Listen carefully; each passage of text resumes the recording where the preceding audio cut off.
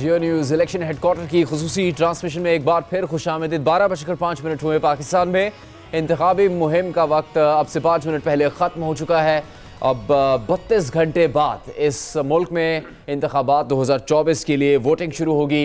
और आपको बता दें कि आखिरी दिन जो था इंतखाबी मुहिम का, उसमें काफ़ी बड़े जलसे किए गए, बिलावल भुट्टो की तरफ से भी, मुस्लिम लीग नून की तरफ से भी, दीगर सियासी जमातों की जानिब से भी, और तैयारियां मुकम्मल की गई हैं। कुछ अहम बातें हैं जो साथ साथ जियो न्यूज़ आपको बताता रहेगा कि इलेक्शन कमीशन का कहना है कि वोट कास्ट करने के लिए असली शनाख्ती कार्ड लाजमी है, लेकिन जो ज़ायदुल मयाद, अगर आपका शनाख्ती कार्ड एक्सपायर हो चुका है तो भी आप उसको साथ ले जा सकते हैं, उस पर वोट डालने की इजाज़त होगी। इस ब्रेक से पहले और 12 बजने से पहले बात हो रही थी इस खुसूसी ट्रांसमिशन में हमारे सीनियर सहाफ़ी और तज्ज़ियाकारों से, और मरीम नवाज़ साहिबा का एक अहम बयान जो उन्होंने आज आखिरी इंतखाबी जलसे में दिया है कि नफ़रत की सियासत को हमेशा के लिए दफन कर दो। शहजाद इकबाल साहब, बाकियों की राय सामने थी, ये मुमकिन है कतई नज़र इसके कि ये कितनी अच्छी और बड़ी बात है, क्या हो सकेगा इसके नतीजे?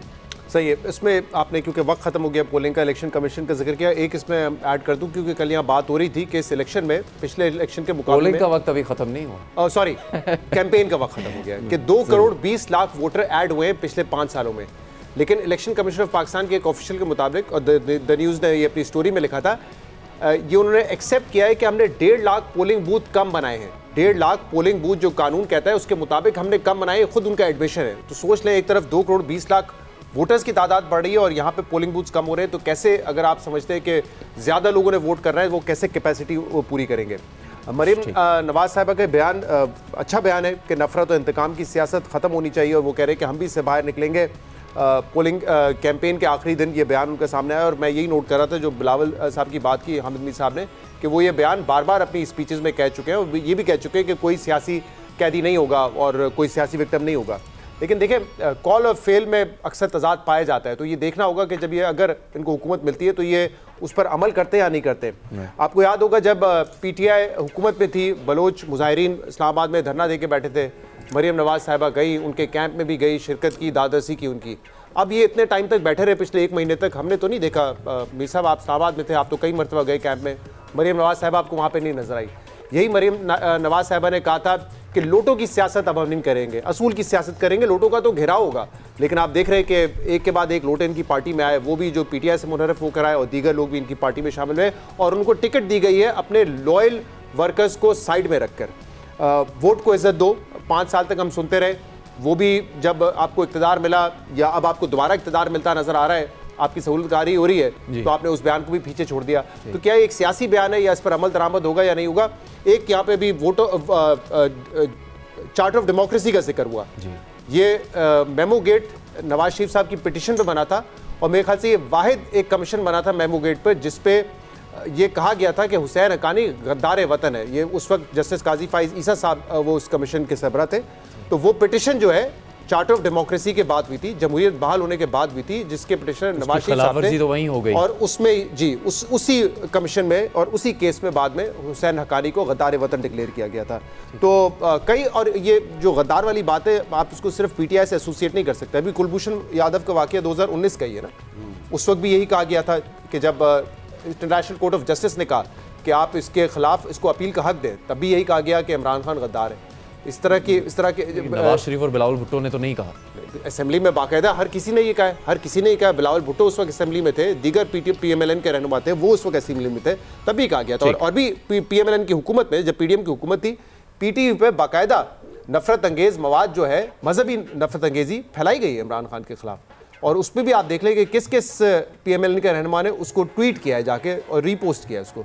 तो ये मेरे ख्याल से ये पाकिस्तान की सियासत में किसी एक रहनुमा तक लिमिटेड नहीं है। ये बड़ा अच्छा आपका नुक्ता है इरशाद भट्टी साहब। इसकी वजह से ये सियासी जमातें इनफरादी तौर पर जिम्मेदार हैं, जो कहती हैं उस पर अमल नहीं करती और फिर नफरत फैलाने की जिम्मेदार बनती हैं, या फिर हालात ऐसे होते हैं मुल्क के और सियासी तौर पर कि फिर जो उन्होंने कहा होता है उस पर अमल करने के बजाय वो उल्टे रास्ते पर चल पड़ती हैं? देखिए, सबसे पहले तो अप्रिशिएट करना चाहिए बिलावल भुट्टो को भी, तक बात तो की ना, अमल ना भी करें, कम से कम बात तो की। इस तरह पहले बिलावल भुट्टो जो शुरू से ही कर रहे थे, तो बात तो की। अप्रिशिएट करना चाहिए मरीम नवाज़ को कि बात तो की ना, और उस वक़्त की जब वालिद साहब चौथी मरतबा आलमोस्ट सिलेक्ट होने जा रहे हैं, तो उस वक़्त की जब उनके इक़्तिदार में वो आने जा रहे हैं, तो बात की। लेकिन इस बात से अगर आप कोई ये नतीजा निकाल लें कि इससे कोई पॉजिटिव चेंज आएगा, बिल्कुल भी नहीं आएगा। वजह उसकी ये है कि जो हालात चल रहे हैं उसमें कितना एक मरियम नवाज़ के बस में है, मेरा ख्याल नहीं। 9 मई के इर्द गिर्द सारे हालात घूम रहे हैं और उसमें मरियम नवाज़ और नवाज शरीफ और मुस्लिम लीग नून एक फ़रीक है जो कह रहे हैं क्यों नहीं इस जमात पर पाबंदी लगा देते, आप क्यों नहीं इनको कुचल देते, ये सियासी जमात नहीं है, दहशतगर्द जमात है, पहली बात। दूसरे सारे ये नैरेटिव के कैदी हैं। अब हम आलमोस्ट ये मुल्क एक नफ़रत और तकसीम में वहाँ पहुँच गया कि जहाँ से थोड़ा सा कोई नीचे आता है तो फिर भी बातें सुनता है, थोड़ा सा कोई ऊपर जाता है फिर भी बातें सुनता है। तीसरी बात ये कि ये तो छोड़ दीजिए ना इमरान खान को, ये इन्होंने कि इमरान खान ने जितने इल्ज़ामात इन पे लगाए थे उससे डबल उन पे लग चुके हैं। ये फितना है, ये दहशतगर्द है, ये इसे पूरी कुव्वत से कुचल दो, ये मरियम नवाज़, ये सियासतदान नहीं मुल्क दुश्मन है, और फिर तौहीन मज़हब, और फिर दहशतगर्दी, और फिर 200 मुकदमे। तो इस इशू ये है कि मिसाल के तौर पे कि ये और पीपल्स पार्टी, भुट्टो और ज़िया एक मुशर्रफ दौर में भी इकट्ठे हो चुके, हलफ भी ले चुके, हुकूमत में भी 17-18 दिन रह चुके, अब भी इकट्ठे हो चुके हैं। इनका देखें कितनी मरतबा इन्होंने सुलह की है, कितनी मरतबा ये फिरे हैं। कभी ये कहते हैं कि बिलावल भुट्टो और हसन हुसैन की दोस्तियाँ होंगी और 52 डिशेज़ वाले खाने खाते हैं, और कभी कहते हैं नहीं ग्रेटर पंजाब बनाने वाला मुजीबर रहमान है, वो कहते हैं नहीं बेनज़ीर भुट्टो बददियानत थी, अंग्रेज़ों के कुत्ते नहलाने वाली थी, वो कहते हैं नहीं तू सिक्योरिटी रिस्क है, वो कहते हैं तू सिक्योरिटी रिस्क है, वो कहते हैं नहीं तुझे चौकों पे लटकाएंगे, पेट चीरेंगे, उल्टा करेंगे, सड़कों पे घसीटेंगे, और साथ ही फिर इक़्तिदार में आ जाते हैं और कहते हैं नहीं तू बड़ा भाई। अभी बाकी छोड़ दें आखिरी बात कि ये बिलावल भुट्टो इनके वज़ीर ख़ारजा थे, असम्बली में कह रहे थे कि शहबाज शरीफ कमाल का मुनज़्ज़म है, कमाल का गवर्नेंस करता है, कमाल की परफॉर्मेंस है, और इधर कराची में खड़े हो कह रहे थे कि आपकी शहबाज स्पीड यहाँ चाहिए, और अब क्या कह रहे हैं मुंह छुपाते फिर रहे अपनी कारकर्दगी से। तो इनकी सिर्फ बात। आज आमिर मतीन साहब ने एक पिक्चर पोस्ट की है जिसमें यंग नवाज शरीफ के साथ यंग आमिर मतीन और यंग हामिद मीर साहब भी खड़े हुए हैं, और आमिर मतीन साहब यही कर रहे हैं। आमिर मतीन साहब ने उसमें ये लिखा है कि वो वाकया है, वो पिक्चर जो है ना शहजाद इकबाल साहब, वो 1996 की है। जी, वो वाकया भी बता देना क्या था जब आपको बुला के बताया गया था कि हमारी हुकूमत आने वाली है। हाँ, वो उन्होंने बताया था, और उसके बाद उनकी 1 साल बाद हुकूमत आ गई, चंद माह बाद बल्कि शायद आ गई थी उस मुलाकात में। बहरहाल वो बात वो तो फिर इमरान खान साहब ने भी बहुत से लोगों को बताया था कि उनकी हुकूमत आने वाली है। इमरान खान भी बता रहे थे कि, लेकिन 2013 में भी वो कह रहे थे कि मेरी हुकूमत आ रही है, लेकिन उस वक्त नहीं आई थी, और 2018 में नहीं आनी चाहिए थी आगे। अच्छा, अब माजी से हाल की तरफ आएँ तो मुस्लिम लीग नून ने माजी में जब इक़्तिदार मिला तो 4 ऐसी अहम बातें हैं। एक तो नैब की रिफॉर्म्स, 62 1F, फिर अदालती तकर्रियाँ, और ये जो पेका लॉ था इसके ऊपर रिफॉर्म्स नहीं की, अपनी किसी जिद में रहे, बाद में खुद कीमत अदा की, भुगतना पड़ा। पीका लॉ तो इन्होंने बनाया था जी, मुस्लिम लीग नून ने पीका लॉ बनाया था 2016 में जी, और इनकी जो उस वक्त मिनिस्टर साहिबा थी, नॉट मरियम औरंगजेब साहिबा, एक और खातून थी। अच्छा, उनको जब हमने कहा कि अनोशे रहमान साहिबा के, उनको जब एक डेलीगेशन मिला जर्नलिस्टों का और सिविल सोसाइटी की खवातीन का कि आप ये कानून ना बनाएं, ये कानून बाद में आपके खिलाफ इस्तेमाल होगा, तो उन्होंने कहा मुझे पता है आपके पीछे डॉलर बोल रहे हैं। तो ये देखें, ये इल्ज़ामात मुस्लिम लीग नून जब हुकूमत में आती है तो वो भी सहाफ़ियों को और इंसानी हकूक़ की तंजीमों को वो भी कहती है कि आप डॉलर लेके बातें करते हैं। और फिर जब अभी मुस्लिम लीग नून की हुकूमत थी और उसी पीका लॉ के तहत इनके जो सोशल मीडिया के लोग हैं उनको उठाया गया और फिर उनके खिलाफ केसेस बने, और फिर उसी पीका लॉ को मज़ीद सख्त बना के पाकिस्तान तहरीक इंसाफ पीका ऑर्डिनेंस लेके आई। तो आप इनकी पॉलिसी में फ़र्क कोई नहीं होता, इसलिए मैं कहता हूँ ये पावर पॉलिटिक्स करते हैं। तो अब सवाल ये आपसे कि फिर इन्होंने अब इस सारा अमल से गुजरने के बाद कुछ सीखा है, ख़ास तौर पे ये कि जो हम मुस्लिम लीग नून की सियासत नवाज शरीफ की बात कर रहे थे, 2013 में जब इक़्तिदार में आए तो एक प्रेस कॉन्फ्रेंस हुई जिसमें उन्होंने ऐलान किया कि साबिक़ डिक्टेटर परवेज़ मुशर्रफ का एहतसाब करेंगे, खुसूसी कोर्ट बनेगी। तो आपने एक कॉलम में खबर दी कि उनके इस फैसले के बाद अब उनके साथ क्या होने वाला है, उनके खिलाफ धरना होने वाला है, और फिर उस धरने के बाद इस पाकिस्तान में क्या हुआ।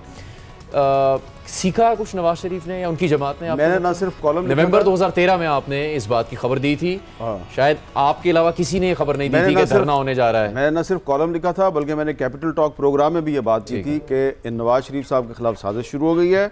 अब इमरान खान इस्लामाबाद की तरफ एक लॉन्ग मार्च करेंगे, वहाँ जाके धरना देंगे। बज़ाहिर वो ये कहेंगे कि इलेक्शन में धांधली हुई है, बज़ाहिर वो ये कहेंगे कि जनाब नवाज शरीफ साहब से मैं इस्तीफ़ा लेने आया हूँ, लेकिन उनका असल एजेंडा होगा कि परवेज़ मुशर्रफ को एहतसाब से बचाया जाए। तो फिर उस वक्त वो प्रो एस्टेब्लिशमेंट तो नहीं थे? कौन? नवाज शरीफ। नहीं, प्रो एस्टेब्लिशमेंट नहीं थे, लेकिन फिर उन्होंने इतना रिस्क लेके अगर परवेज़ मुशर्रफ के ख़िलाफ़ गद्दारी का मुकदमा शुरू करवाया तो फिर उन्होंने उसी परवेज़ मुशर्रफ को पाकिस्तान से बाहर जाने की इजाज़त भी दे दी। उनके इख्तियार में था, और फिर नहीं, उनके इख्तियार में क्या, वो उनसे कहा गया परवेज़ रशीद को वजारत इत्तलात से हटा दो, उन्होंने हटा दिया। उनसे कहा गया मुशाहिदुल्लाह को वजारत से हटा दो, उन्होंने हटा दिया। उन्होंने कंप्रोमाइज़ किए। हमें उस वक्त कहा जाता था कि ये वो पाकिस्तान की खातिर कर रहे हैं, ठीक है ना, तो हम भी पाकिस्तान की खातिर इस तरह के कंप्रोमाइज़ कर सकते हैं, लेकिन हमसे तवक्को की जाती है कि नहीं, तुम लड़ते रहो और हम सौदेबाजियाँ कर लें। तो आप करें, हम लड़ते रहेंगे। लेकिन मुझे लगता है कि मुस्लिम लीग नून ने अपनी माजी की गलतियों से कुछ नहीं सीखा, तहरीक इंसाफ ने कुछ नहीं सीखा, और पीपल्स पार्टी ने तो बिल्कुल ही नहीं सीखा, क्योंकि पीपल्स पार्टी जो है वो अब जिस तरीके से वो कंप्रोमाइज़ कर रही है उसने तो सारे रिकॉर्ड ही तोड़ दिए हैं। तो ये पावर पॉलिटिक्स कर रहे हैं। इन्होंने अपने इंतखाबी मंशूरों में आवाम से जो वादे किए हैं ये उन पर अमल दरामद नहीं कर सकते। मैंने पहले भी मिसाल दी थी कि बिलावल साहब कह रहे हैं कि मैं सियासी कैदी रहा कर दूंगा, उनके पास इख्तियार ही नहीं है। तो साहब ये प्रॉब्लम है कि मुस्लिम लीग नून और पीपल्स पार्टी वो ये सोचते हैं हम क्यों करें रिफॉर्म्स, हम क्यों ये जंगें लड़ें, जब जेलों में ही सड़ना है, इक़्तिदार से महरूम होना है, ज़िल्लत ही कमानी है, तो फिर क्यों ऐसे कदम उठाएं जिससे उनको सिर्फ नुकसान हो और दूसरी सियासी जमातें सिर्फ फ़ायदा उठाएं या फिर वो इक़्तिदार में आएँ। क्योंकि नवाज शरीफ साहब ने ये भी कहा कि कराची का अमन हम बहाल करें और वोट किसी और को पड़े। इमरान खान साहब की तरफ इशारा कर रहे थे। इस वजह से वो सबक नहीं सीखते या वो चीज़ें ठीक नहीं करते जब पावर में आते? नहीं, एक तो साहब केपी के बारे में भी नवाज शरीफ साहब ने कहा कि जल्दी बेवकूफ़ बन जाते हैं।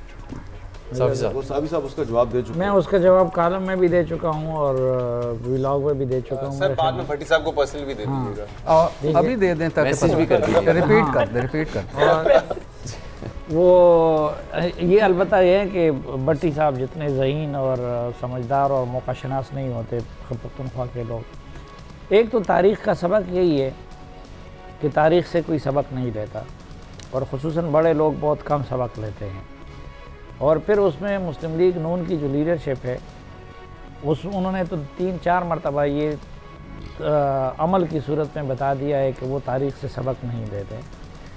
अब सब तमाम सियासी जमातों ने हकीकत पसंदी का रास्ता अपना लिया है और हर एक में ये कंपटीशन है। कंपटीशन उनके माबैन न परफॉर्मेंस की है, ना किसी इनकलाबी बयानिए की है, ना किसी इनकलाबी प्रोग्राम की है, न कैपेबिलिटीज़ और कैपेसिटी की है। उनके दरमियान मुकाबला इसका है कि कौन ज़्यादा मुक़्तदिर हलक़ों को खुश करता है और उसके करीब जाता है। आज अगर इमरान खान साहब है तो उनको भी उधर से इशारा नहीं मिला, वरना वो कल तो ऐसा करने जाएंगे। इसी तरह मुस्लिम लीग नून अब इसमें कामयाब हो गई है। लेकिन फिर मैं इसमें कहूँगा ना कि नवाज शरीफ साहब और मरियम नवाज़ साहबा की बनिस्बत, वैसे तो हम बहुत ज़्यादा उनको पंचिंग बैग हमने बनाया हुआ है शहबाज शरीफ साहब को, लेकिन इन दोनों से वो निस्बतन ज़्यादा यकसू है। मसलन मैं ख़ुद जब वो जेल से रिहा हो गए तो उनसे मेरी बात हो रही थी शहबाज शरीफ साहब से। शहबाज शरीफ साहब ने मुझे उस वक़्त कहा कि मैंने मुक़्तदिर हलकों के जो नुमाइंदे हैं उनसे कहा कि भाई आप मुझे 10 मरतबा भी डाल दे जेल में, 1000 मरतबा भी डाल दे जेल में, मैं फ़ौज के ख़िलाफ़ बयानिए को नहीं अपनाऊंगा, मैं फिर भी आप लोगों के बारे में यही पॉलिसी, और उन्होंने वो मुस्तकिल वो पॉलिसी रखी हुई है। तो वो अगर फिर उसी तरह अमल करता भी है तो उसके लिए हम उसको ज़्यादा मातूब नहीं कह सकते। उसको मुनाफिक नहीं। ये दोनों जो है नवाज शरीफ साहब और मरियम साहबा, हालांकि शहबाज शरीफ साहब ने कोई भी काम इनकी मर्ज़ी के ख़िलाफ़ नहीं किया होगा और उनके हर इक़दाम का या कंप्रोमाइज़ का फ़ायदा नवाज शरीफ को भी मिलता है, शहबाज और मरियम नवाज़ को भी मिलता है।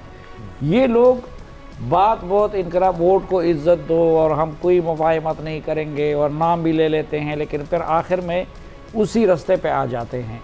और फिर और भी कि देखें खुशामद पसंदी में भी आप देखें पिछली हुकूमत में जो काबीना बनाई थी, उससे पिछले जो बनाई थी, अभी भी पार्टी का स्ट्रक्चर बनाते हैं तो उसमें इनकी प्रायोरिटी खुशामद होती है। शाजिब साहब, क्यों नहीं कर पाते इस्लाहात सियासी जमातें? हालात की वजह से मजबूर हैं या बार बार जो सलूक होता है उस वजह से?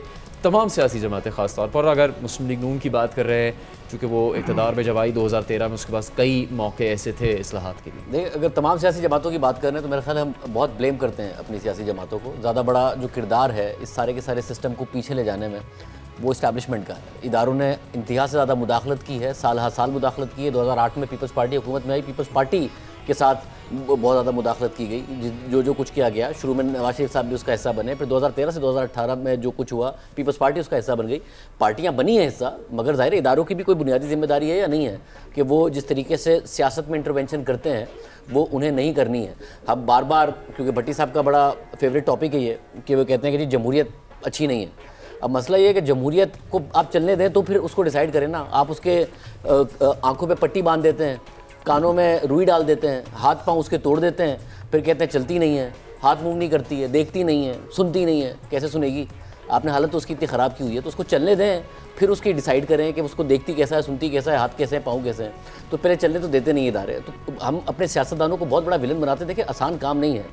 कोई 3.5-4 लाख कॉन्स्टिट्यूंसी लोगों की कॉन्स्टिट्यूंसी में जाके वोट लेना, फिर उनके शादियों में जाना, जनाजों में जाना, उनकी शिकायतें सुनना, काम हल करने की कोशिश करना, एक सियासतदान बड़ी मेहनत करता है और वो आसान काम नहीं है। जहाँ तक नून लीग की बात है, देखिए नून लीग में ये अब बड़ा तय हो गया मामला कि पहले एक कम से कम एक रहता था कि नवाज शरीफ का बयानिया प्रिवेल करेगा या शहबाज शरीफ का, मगर ये तय हो गया है कि जो शहबाज शरीफ का तर्ज सियासत है वही प्रिवेल करेगा। 16 महीने की हुकूमत में भी ये सामने आया। नवाज शरीफ साहब के बारे में कहा बड़ा जाता है कि वो लड़ते हैं। नवाज शरीफ साहब की अगर आप 2013 की हुकूमत देखें, मसला हुआ परवेज़ रशीद के साथ अपने देरीना साथी हटा दिया। मुशाहिदुल्लाह खान साहब ने जो बात की थी वो दुरुस्त बात थी। 2014 की जो बात की थी उन्होंने कि धरने में ऑडियो टेप्स पकड़ी गई थी, ज़हीरुल इस्लाम साहब इन्वॉल्व थे, अब तो खुद इदारा मानता है। मगर क्या किया नवाज शरीफ ने? अपने देरीना साथी को ओहदे से हटा दिया। मगर अब ये हो कि जी आपके सारे काम भी आए। फिर डॉन लीग्स के बारे में तो खुद जनरल बाजवा जर्नलिस्ट को बिठा के कहते थे वो तो था ही नहीं कुछ, वो तो ऐसे झूठ था। उस झूठ के ऊपर आपने वज़ीर आज़म हाउस की एक ट्वीट को ऊपर लिखा कि जी नोटिफिकेशन इज़ रिजेक्टेड। तो क्या करे वज़ीर आज़म? वज़ीर आज़म क्या और कि ठीक है अब जो आपने करना है कर लो। तो आपने वज़ीर आज़म को छोड़ा ही क्या था? अब DGISPR आके आसिफ गफूर साहब कह रहे हो मैशत बुरी नहीं है तो अच्छी भी नहीं है। ये DGISPR का काम है। फिर आप कहें कि ये वज़ीर आज़म लड़ता बहुत है। ये काम तो देखिए आप कर क्या रहे थे उस वज़ीर आज़म के साथ? आपके इदारे ने उसको छोड़ा कहाँ का था कि उसने तो हर चीज़ पर कॉम्प्रोमाइज़ कर लिया था। तो हम सियासतदानों को अब मगर नून लीग में ये रियलाइजेशन है कि भाई हमने जितना करते थे उतना भी नहीं करेंगे।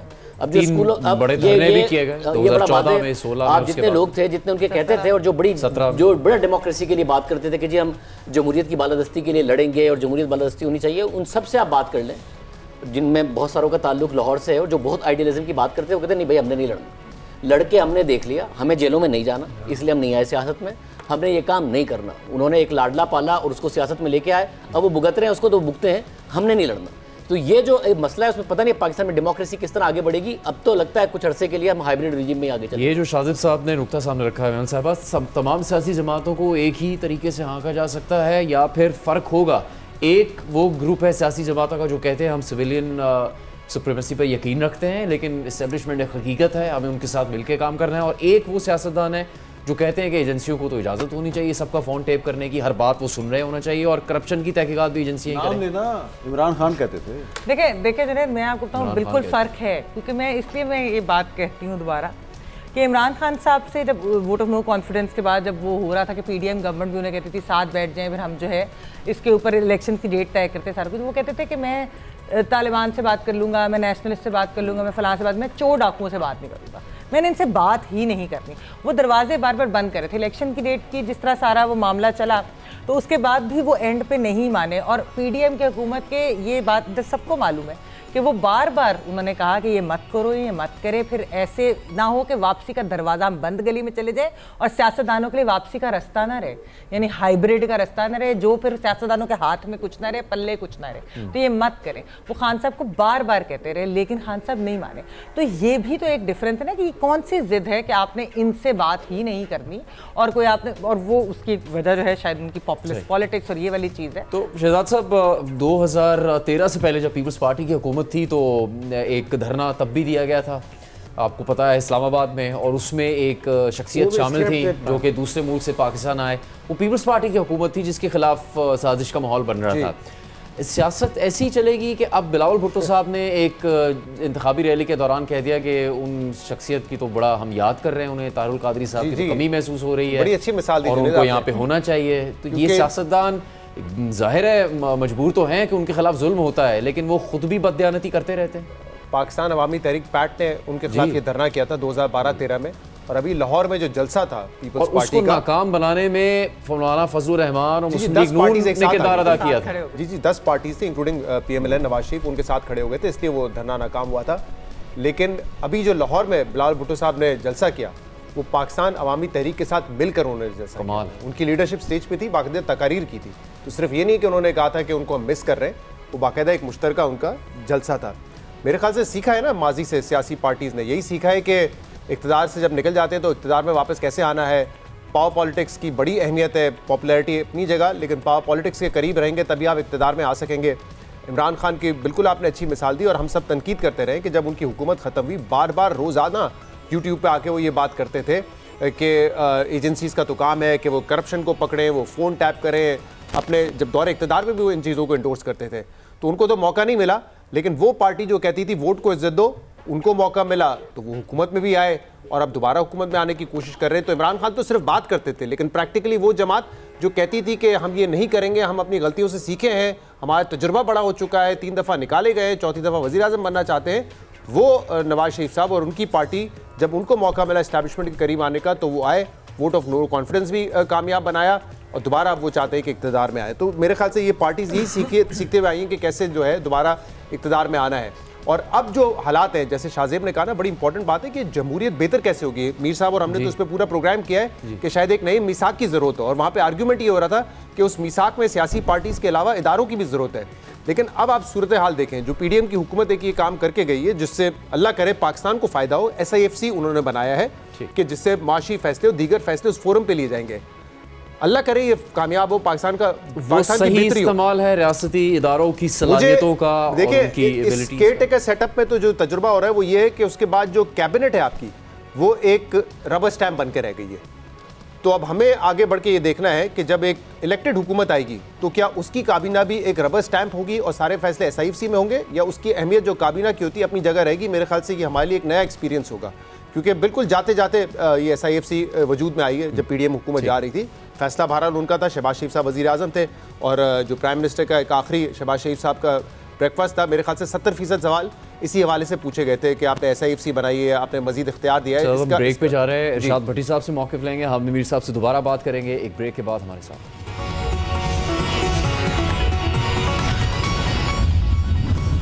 जियो न्यूज़ इलेक्शन हेडक्वार्टर्स की इस खुसूसी नशरियात में एक बार फिर खुशामदीद। इंतखाबी मुहिम का वक्त ख़त्म हो चुका है।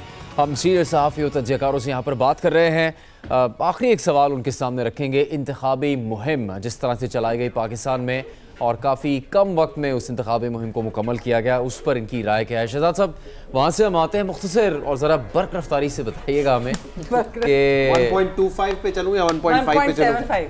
अच्छा, 1 पॉइंट से आगे ले जाए कि कैसी रही इंतखाबी मुहिम पाकिस्तान में इन दिनों में, और किस सियासी जमात ने मौसर तरीके से इंतखाबी मुहिम? मेरे ख्याल से बिलावल भुट्टो ज़रदारी साहब ने अच्छी मुहिम चलाई है, क्योंकि एक तो अक्रॉस पाकिस्तान थी, तमाम सूबे कवर किए, कई शहरों में की, सबसे पहले शुरू की मुहिम।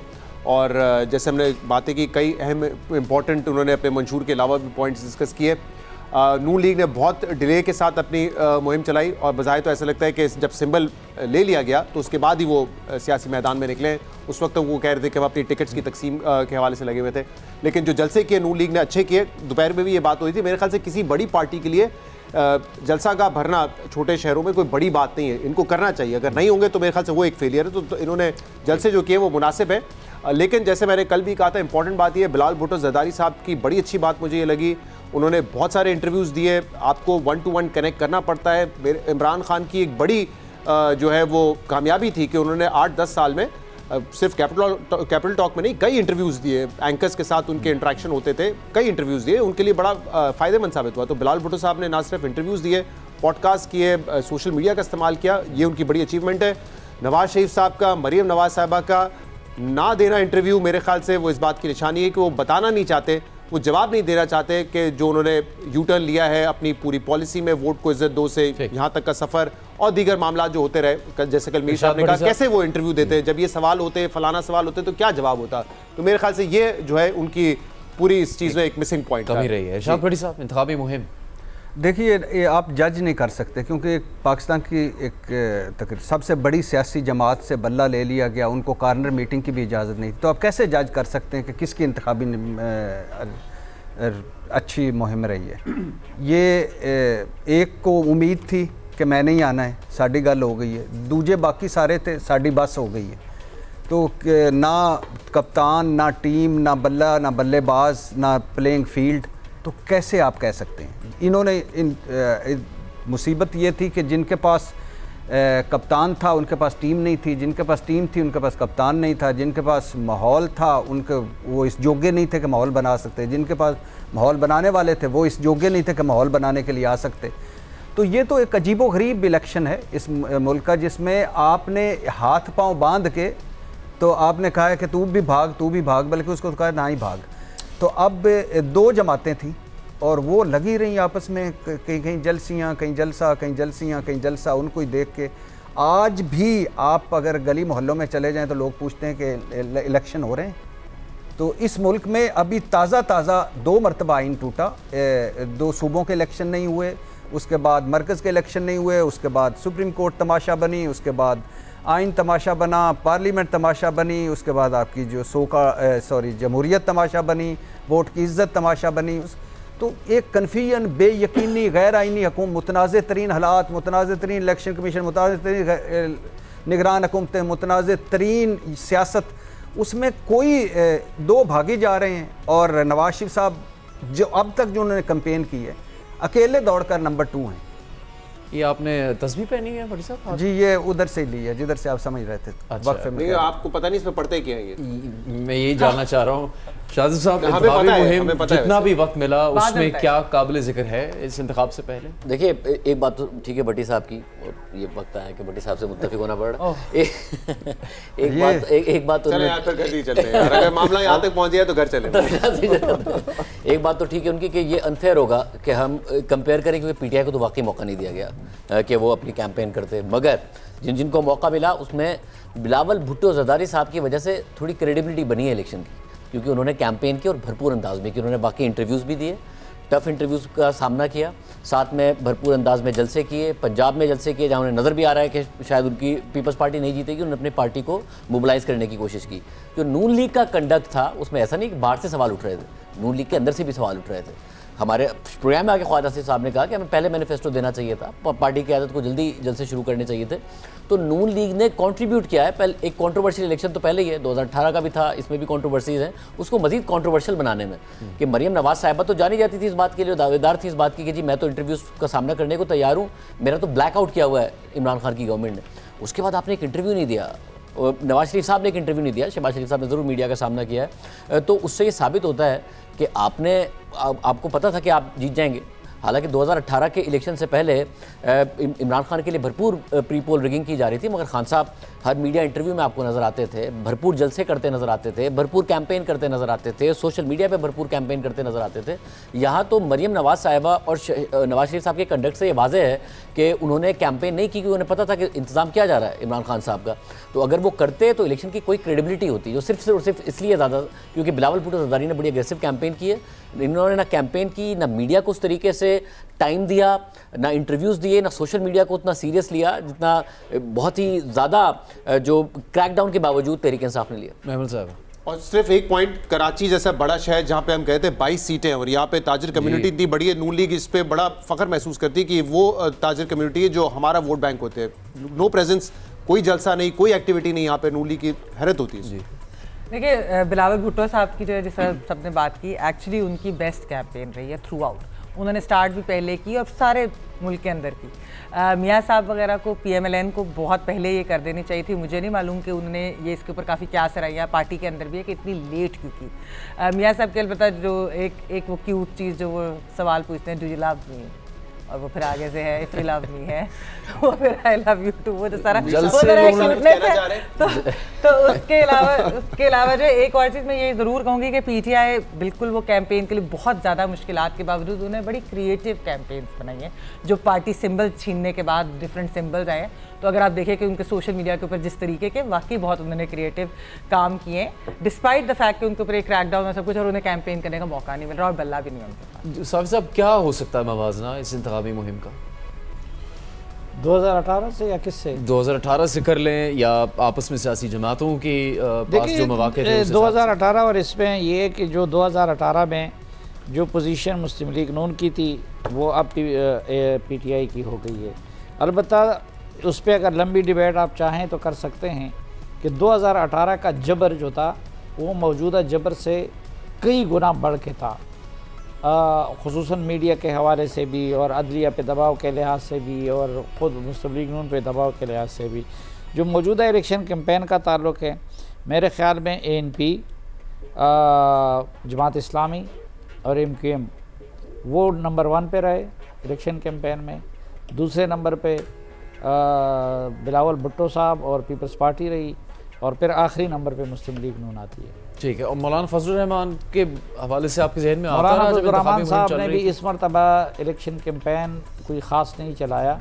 एक तो सिक्योरिटी रीज़न की वजह से जो हिट लिस्ट है उसमें बदकिस्मती से मौलाना फजलुर रहमान साहब का नाम टॉप पे है, और उनकी जमात के लोगों को भी। ये तो हमने डिस्कस नहीं किया ना, क्योंकि हम तो बलूचिस्तान और खैबर पख्तूनख्वा को रेटिंग के आईने में देखते हैं। तो खैबर पख्तूनख्वा में सबसे बड़ा मसला जो हर उम्मीदवार को दरपेश था वो सिक्योरिटी का है। वहाँ उम्मीदवारों को थ्रेट मिल रहे हैं, वो रात के वक्त कैंपेन नहीं कर सकते, बाकी नहीं कर सकते, लेकिन सबसे ज़्यादा थ्रेट्स और ख़तरा जो था वो ANP के लोगों को था और मौलाना फजलुर रहमान साहब के लोगों को था। इसी तरह बलूचिस्तान में भी सिक्योरिटी एक बहुत बड़ा मसला था। और मैं कहता हूँ कि अगर आप लोग इस हिसाब से देखें ना, तो उन सूबों में कैंपेन चलाने वालों, वो किसी भी पार्टी से हो, किसी भी जमात से हो, नंबर 1 अवार्ड उनको मिलना चाहिए या नंबर 1 पोजीशन उनकी है, क्योंकि वो जान हथेली में रख के जिन लोगों ने खैबर पख्तूनख्वा और बलूचिस्तान में इलेक्शन कैंपेन की है, उसमें से हर बंदे ने अपनी जान हथेली में रख के ये मुहिम चलाई है। ठीक। आमिर मीर साहब, क्या जिस तरह शाजिब साहब ने एक नुक्ता उठाया है कि कुछ इंतखाबी मुहिम से एक हैसियत कायम हुई इस इंतखाबी मुहिम की इस इलेक्शन से पहले, तो वो क्रेडिट तो जा रहा है पीपल्स पार्टी को, बिलावल भुट्टो जरदारी को? नहीं, मैं इससे इत्तेफाक नहीं करता। उसकी वजह ये है कि बिलावल भुट्टो जरदारी साहब ने खैबर पख्तूनख्वा के जिन जिन इलाकों में उन्होंने जलसे किए, तो उनको तो नहीं रोका ना किसी ने वहाँ पर जलसा करने से। लेकिन जो बाकी पार्टियाँ थी, सिर्फ PTI नहीं, JUIF, मौलाना फजलुर रहमान, वो भी वहाँ जलसा करना चाहते थे।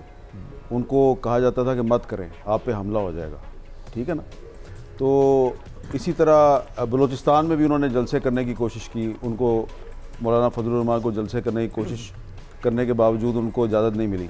और मुस्लिम लीग नून के साथ भी यही था। ये जो हम बार बार कह रहे हैं जी वो क्यों नहीं नज़र आ रहे थे, वो क्यों नहीं नज़र आ रहे थे, मैंने वो पूरा डॉक्यूमेंट देखा है जिसमें मुस्लिम लीग नून के एक नहीं, दो नहीं, तकरीबन 17-18 मरकज़ी रहनुमाओं के नाम लिखे हुए हैं। उसमें नवाज शरीफ भी हैं, शहबाज शरीफ भी हैं, मरियम नवाज भी हैं कि जी सारे हिट लिस्ट पे हैं और इन पे हमला हो सकता है। तो उनको कहा जा रहा था भाई मत निकलो, मत निकलो, आप पे हमला हो जाएगा। इसके बावजूद उन्होंने कुछ दिनों के बाद वो किया। तो इसमें बिलावल साहब को भी थ्रेट था, बिलावल साहब को भी कहा जा रहा था, लेकिन उनके पास अपना एक सिक्योरिटी का निज़ाम है। ठीक है ना। सब जो है वो जिस तरह बिलावल साहब सिक्योरिटी अफोर्ड करते हैं, अपना बना लेते हैं, तो सब वो अफोर्ड नहीं कर सकते। लेकिन जो सबसे अच्छी इंतखाबी मुहिम चलाई, वो वाला जो आप कह रहे थे जी, हाँ, वो पीर साहब डंडा शरीफ जो हैं उनकी इंतखाबी मुहिम सबसे अच्छी थी। अब्दुल्ला क्योंकि वो छाए पड़ेगा, वो कह रहे थे डंडा उनके सर पे लग रहा है, छाए हुए, हमारे सर पे भी लगेगा। पीर साहब डंडा शरीफ छाए हुए हैं और अब रात 12 बजे के बाद शायद वो कहीं गायब हो जाए। हो जाए 2018 में नहीं पीर साहब 2018 में भी थे, लेकिन आप देखें ना कि 2018 आप ट्रांसमिशन में रहने चाहिए। पीर साहब बेशक गायब हो जाए। नहीं, देखें बात यह है कि 2018 में भी बड़ा प्रेशर था, मुझे अच्छी तरह याद है, बहुत प्रेशर था। ये साफी साहब भी उठे, मैं भी उठा, बल्कि हमें उठाया गया। लेकिन उस वक्त ये था कि मुस्लिम लीग नून जो है वो ज़ेर ताब थी, लेकिन वो शेर के निशान पर इलेक्शन लड़ रही थी और नवाज शरीफ की तस्वीर पे और वीडियो पे पाबंदी नहीं थी। अब तो एक साहब जो है उनकी आप तस्वीर नहीं दिखा सकते, मैं बड़ी मुश्किल से उनका नाम लेता हूँ, आप उनकी वीडियो नहीं दिखा सकते। और पीर साहब डंडा शरीफ पाबंदी तो नवाज शरीफ पे भी लगी, एक जरदारी साहब का इंटरव्यू नहीं, वो देखिए ये बात भी मेंशन करना जरूरी है कि मरियम नवाज शरीफ साहबा का मैंने इंटरव्यू फिक्स किया, मैं उनके पास इंटरव्यू करने जा रहा था, मुझे कहा गया कि आपने उनका इंटरव्यू नहीं करना। जरदारी साहब का मैंने इंटरव्यू कर लिया, वो इंटरव्यू नशर होना शुरू हुआ, फ़ोन आया इंटरव्यू बंद कर दो, इंटरव्यू बंद हो गया, ठीक है ना। तो ये सब कुछ हो रहा था उस ज़माने में, ये हो रहा था, लेकिन अब अगर वो गलत हो रहा था तो अब दोबारा वो गलत तो नहीं ना होना चाहिए। देखिए इस वक्त तो ज़्यादा से ज़्यादा ये पाबंदी होगी ना, या ये मैसेज होगा कि पीर ऑफ डंडा शरीफ के किरदार का जिक्र ना किया जाए। उस इलेक्शन में ये तो था ही कि सोचा भी ना जाए कि पीर ऑफ डंडा शरीफ का रत्ती भर जिक्र नहीं करना है, बल्कि उसके साथ साथ ये भी था कि हम जो पोलिंग एजेंटों को निकाल रहे हैं और उनकी अदम मौजूदगी में अपनी मर्जी से सरकारी मुलाजिमीन से टप्पे लगवा रहे हैं, इसका जिक्र भी नहीं करना है। 2 दिन में हमने कितनी और पीटीआई के साथ जाती हुई है, पीटीआई को नहीं मौका मिला है उस वक्त, तो ये आप कह नहीं सकते थे।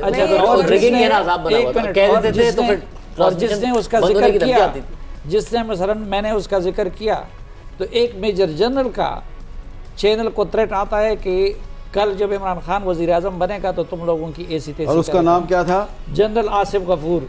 जुनैद, वैसे एक और भी चीज आपको याद होगा कि जब ये गिरफ्तारी देने आ रहे थे मरियम नवाज शरीफ, जनरल साहब का जिक्र अभी तो देखें, हम सुबह से लगे हुए हैं, पीटीआई का केस भी कुछ लोग पेश कर रहे हैं, बाकियों का भी कुछ कर रहे हैं, पीर ऑफ डंडा शरीफ का जिक्र भी हो रहा है, बाकी भी कुछ हो रहा है, तो इतनी दोबारा इन दोनों को बिल्कुल एक जैसा करार देना मुनासिब नहीं है। इसमें तो मेरे ख्याल से कोई शक नहीं है, 2018 में जो मीडिया के साथ हो रहा था वो इस वक्त नहीं हो रहा। जैसे इसकी मिसाल है कि हम बैठ के यहाँ पे बात कर रहे हैं, लेकिन जो पॉलिटिकल पार्टीज की इंजीनियरिंग उस वक्त थी और इसमें थी, इसमें मेरे ख्याल से बहुत फर्क है। उस वक्त नवाज शरीफ साहब और उनकी जो बेटी थी मरियम नवाज साहबा, उनको सजा दे के जेल में डाला गया, लेकिन इसके अलावा उनकी जो पूरी क़यादत थी वो बाहर थी। उन्होंने इलेक्शन लड़ा, 9 मई को निकाल के बात कर सकते हैं। मैं इसमें मुकम्मल करूंगा, हनीफ अब्बासी को किस तरह गिरफ्तार किया गया, बाकियों को किस तरह, एक तो मिसालें थी, लेकिन अभी तो आप देख रहे हैं पूरी पीटीआई की जो पूरी लीडरशिप है, टॉप लीडरशिप, वो गायब है। ज्यादातर आपको नए चेहरे नजर आएंगे। जो लड़ रहे हैं उनके वर्कर्स को, उनकी फैमिलीज को अबडक्ट किया जा रहा है। जहांगीर खान तरीन साहब का जो लोधरा में मुकाबला है, वहां पे पीटीआई के 3 कैंडिडेट्स को विड्रॉ करना पड़ा है, ठीक है। इस तरह के कई वाकयात जो है, बिल्कुल ये बात दुरुस्त है, एक महमल ये बात दुरुस्त है। अगर आप फैक्टर्स पे जाएंगे, अभी हम बात करें कि हालात के ऐसे थे या नहीं थे, जाहिर सी बात है 9 मई एक ज्यादा बड़ा वो था, और इस पे हमारी हमेशा पोजीशन रही कि जो उसमें मुलविस थे उनको सजाएं होनी चाहिए। लेकिन क्या सिर्फ उन्हीं को सजाएं हो रही हैं या पावर का उससे ज्यादा इस्तेमाल किया जा रहा है और इम्प्रोपोर्शनेट है? ये तो हुआ है ना कि जो जिस पर 9 मई में मुलविस होने का इल्जाम लगाया और उसने पार्टी छोड़ के आईपीपी ज्वाइन की, तो उसे छोड़ दिया गया। नहीं देखिए, बिल्कुल सही कह रहे हैं शाजिद कि जिसने आईपीपी ज्वाइन कर ली वो बरी हो गया, जिसने पार्टी छोड़ दी वो बरी हो गया। कि हम ये बात कर रहे हैं, मीडिया की बात हो रही है ना, मियां नवाज शरीफ और मरियम नवाज जिस फ्लाइट से वापस आ रहे थे, तो जिन जर्नलिस्ट ने उनका इंटरव्यू किया था वो इंटरव्यू एयर नहीं होने दिया था। एड्स जो थे, जो जरा इस तरह के, जिसमें बेगम कुलसूम नवाज के विजुअल या इस तरह की चीज थी, वो एड्स पेड कंटेंट भी नहीं होने दिया था उन्हें। तो ये चीजें भी जरा याद रखें। ये इलेक्शन मैंने अख्तर मैंगर साहब का और मौलाना फजल रहमान साहब का इंटरव्यू किया, उसको चलने नहीं दिया गया। एक शख्स लेकिन बिल्कुल आजाद था, एक दौर था इंतखाबी मुहिम के दौरान, बहुत अरसे इलेक्शन से कई माह और कई साल पहले शुरू हुआ था और इलेक्शन के बाद भी वो सिलसिला जारी रहा। साफी साहब वो शख्स आज भी हमारे दरमियान मौजूद है, उसका नाम बड़ी जोर से, और आज आजाद उम्मीदवार है। और नहीं, आपका शुक्रिया, आप मायूस लोगों में आपके दरमियान हमेशा मौजूद। दिलचस्प बात है कि आप तब भी आजाद थे, आज भी आजाद, आज आजाद उम्मीदवार है। अच्छा, अब ये बात ये है कि उस वक्त और इस वक्त सिंबल की बहुत सारी चीजें वो है, नहीं वो क्या डंडा, गुड मैन, वेरी गुड। अब बस 1 मिनट रह गया हमारे पास। अच्छा, 1 मिनट में जाहिर, 1 मिनट में जालिम हो, मुझे टाइम तो दे दो 1 मिनट में। जुगते अपने, अच्छा जाते जाते है कि उस वक्त ना किसी उम्मीदवार को पकड़ा जा रहा था, ना तजवीज़ कुनिंदा तईद कुनिंदों को पकड़ा जा रहा था, ना कागजात नामजदगी छीने जा रहे थे, ना मुसल्ला को लिया जा रहा था, ना कुछ। और इस लेवल पे जिस लेवल पे और इस तरह प्रेस कॉन्फ्रेंसें कर करके नवाज शरीफ के लोग छोड़ नहीं रहे थे और सारा रिजेक्ट हुए, थोक से रिजेक्ट नहीं हुए थे। और फिर दूसरी बात है उसके बाद अभी तक देख लें, और फिर 4 पार्टियां नहीं नून से निकल के बनी थी, तो बहुत ज्यादा कंपैरिजन उधर अगर नहीं किया जा सकता तो उधर नहीं किया जाता, और उसको डंडे की जोर पे उनके साथ उम्रे पे भेज दिया गया। ये साफी साहब होता है कि जब आप फील कर रहे होते हैं ना तो उस वक्त आपको लगता है यही जबर है, जब कोई दूसरा फील कर रहा होता है आपको तो बड़ा हैप्पी। तो जब हम ऐसे ही हम ये 10 साल ऐसे ही फेस कर रहे थे ना, तो आपको महसूस नहीं हुआ? नहीं, आपने 10 साल वकालत ली है, 10 साल में देखिए आज तो आप बैठे हुए हैं ना, आज आप बैठे हुए हैं ना, पिछले ट्रांसमिशन में जब हमें उठाया गया तो आपको तो फील नहीं हुआ? आप लेटे हुए थे, आप बड़े आराम से सुकून से बैठे, आपको तो फील नहीं हुआ? उठाया गया था, नहीं कर रहे थे, आबिद मीर साहब को बिठाया गया। ओ भाई साफी साहब इधर नहीं बैठे हुए थे तो उधर बैठे हुए तो थे ना, मतलब टीवी पे नहीं बैठे मैं बैठा हुआ था ना, होटल में थे ना, होटल में तो वहाँ बैठे हुए थे ना, बैठे हुए थे। आज भट्टी साहब आप भी बैठे हैं, आप सबका बहुत शुक्रिया। आपसे मुलाकात तो इलेक्शन हेडक्वार्टर्स में होती रहेगी। जियो न्यूज़ की नशरियात जारी रहेगी। कल सुबह से एक बार फिर 7 फरवरी हो चुकी है पाकिस्तान में, एक दिन है और उसके बाद आम इंतखाबात 2024 का इनेकाद होगा 8 फरवरी को। जियो न्यूज़ इलेक्शन हेडक्वार्टर की नशरियात दोबारा इसी जगह से शुरू होगी कल सुबह। इस दौरान जियो न्यूज़ आपको अपनी हेडलाइंस में, बुलेटिन्स में मुसलसल पाकिस्तान में होने वाले इंतखाबात, उनकी तैयारियों से मुतालिक आगाह करता रहेगा। आप जियो न्यूज़ देखते रहिए।